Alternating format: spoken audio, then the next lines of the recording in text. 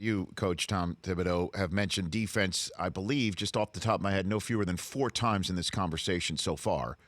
And I want you to track that, Rich. well, I'll do that. I'm gonna and because it's interesting because I'm wondering, and I'm asking somebody who spent many years as the assistant to the Jeff Van Gundy Knicks from '96 to '04.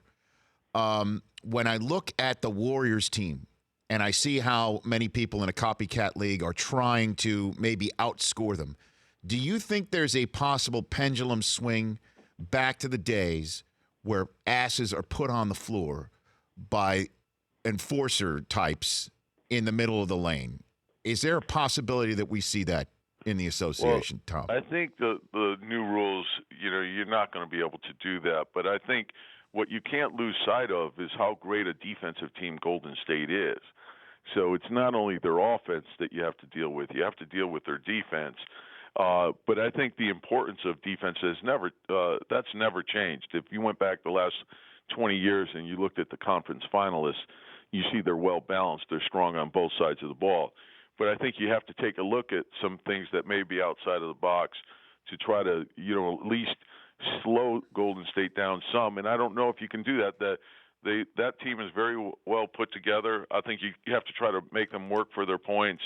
But they shoot the three from places that you're not accustomed to defending. Steph basically one dribble over half court, and Clay, same thing.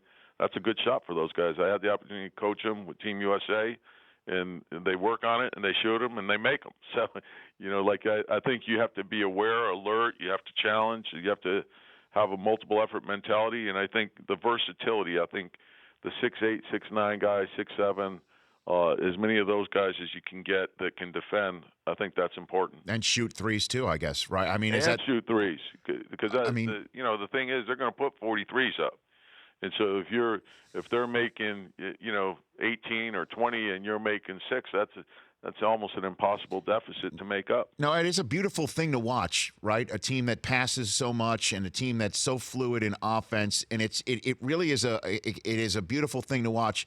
But part of me, Coach, misses seeing coaches hanging on to the ankles of Alonzo Mourning, when they're just getting out there, as I'm sure, Rich, you're talking about the good old days. Yes.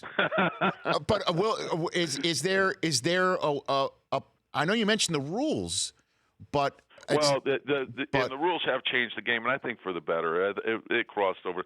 I mean, we're seeing great basketball, but I think some things probably do have to be tightened up. Like where we've taken, the use of hands and chucks across the lane, where we've taken that out, and the hard fouls, and I think that's helped open up the game. But then I think if we're going to do that, I think offensively we have to make sure that we're not allowing players to travel and carry the ball. I think we have to tighten it up there as well. The Rich Eisen Show, weekdays at noon Eastern on radio stations across the country and audience.